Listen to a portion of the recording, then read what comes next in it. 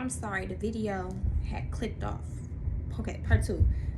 So again, the definition of vanity is pointlessness, human activity. So let's go back, because God is piecing this together. As I'm doing this video, God is piecing this together. Hold on.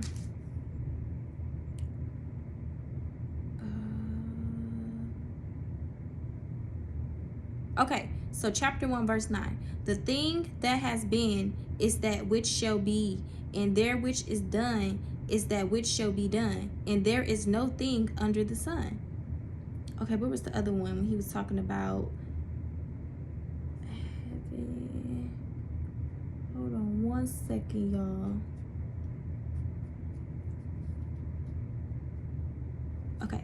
There is no remembrance of former things, neither shall there be any remembrance of things that are to come with those that shall come after. I, the preacher, was king over Israel in Jerusalem, and I gave my heart to seek and search out by wisdom concerning all things that are done under heaven. That's, okay, boom. Ding, ding, ding, ding. That's what got me right there. So, I want y'all to make sure y'all catching this. Okay, so verse 8. Well, verse 9. The thing that has been is that which shall be, and that which is done is that which shall be done. And there is no new thing under the sun. Then, okay, to bring it all back together. And I gave my heart to seek and search out by wisdom concerning all things that are done under heaven. This sore travail have God given to the sons of men to be exercised therewith. Listen, okay, so all the things that's up under the sun, that's worldly things. That's your music, that's your entertainment, that's your worldly situations. That's the matrix that we in right now.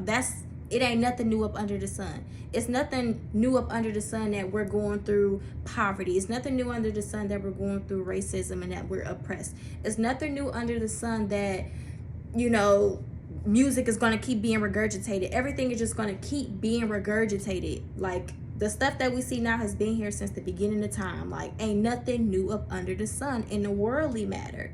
But what I feel like he's saying in this is, we get so fucked up. We get so caught up. I almost slipped. I'm sorry. We get so caught up on pointless human activity, things that serve us no good, and that becomes vanity.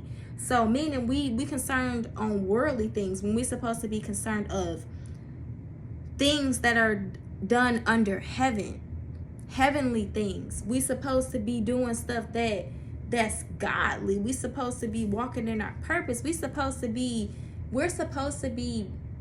hungry for his knowledge. You get what I'm saying? But instead, we are us as humans in our flesh, we hunger for pointless human activity. Ask yourself, what is something that you really like to kind of consume, and like you like to like absorb? Like, it can be a show, it can be it can be a song, it can be anything, but at some point it becomes pointless. Like, what is that doing for you? Whatever you taking your time doing, like, what is that doing for you? Are you getting knowledge from it? What type of knowledge is it? Is it regurgitated knowledge? Like, what is it? Like, it becomes vanity at that point. I hope that y'all understood that. Another thing. Okay, so it's another side to this too. I was talking to one of my friends today, a good friend or whatever. Hope you watching this video. But I was talking to one of my good friends today, and he really confirmed what God was speaking to me. Listen. Okay, so God had me he had me over reading the book of Jonah. And because, like I told you, like last week, I was about ready to give up this YouTube stuff because I just felt like it wasn't for me, or I felt like my heart posture was not right to do it. And I don't want to be up here giving out false information. I will not be a false prophet. I was out here thinking I was a whole false prophet, but that was nothing but the enemy trying to trick me out of what God has in store for me. And I refuse to let the enemy stop what I'm doing. If I'm going to do what God told me to do, like, I'm gonna get back on the saddle and keep going. But the story of Jonah the story of Jonah really stuck out to me. Obviously, God told him to do something and he didn't do it, and he put everybody at risk on the boat, and the fish swallowed him up, and he was just not trying to do what God told him to do. And I kind of related to that, and I feel like God had me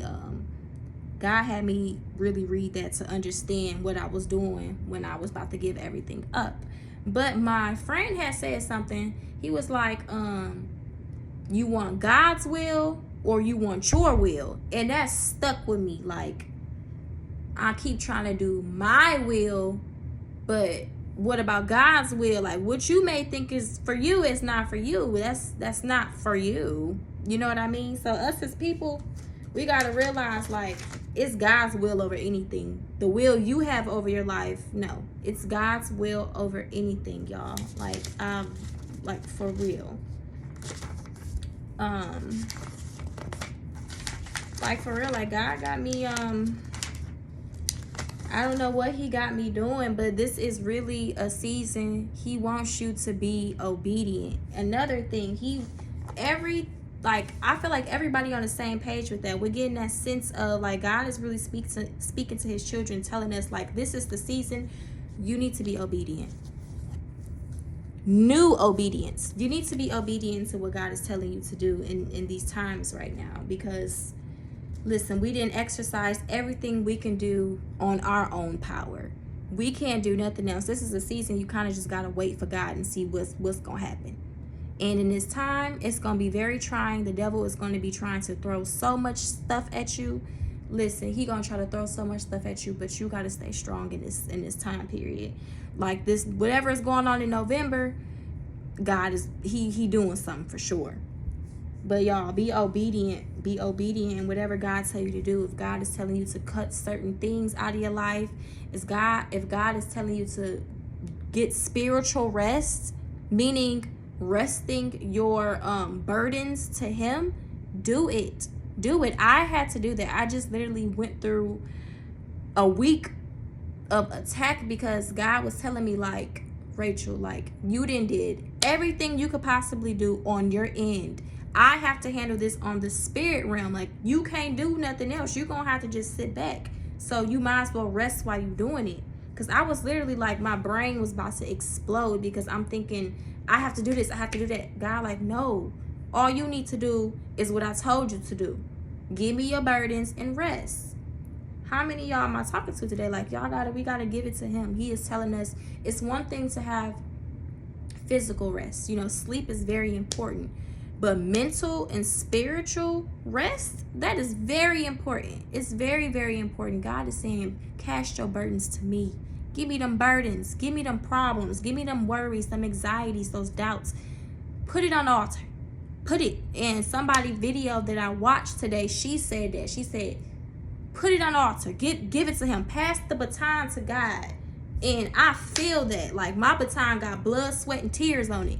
How many of y'all feel like that? Like, it's hard. But we getting there, y'all. We getting there. We are getting there. I love y'all, and I am out for the night.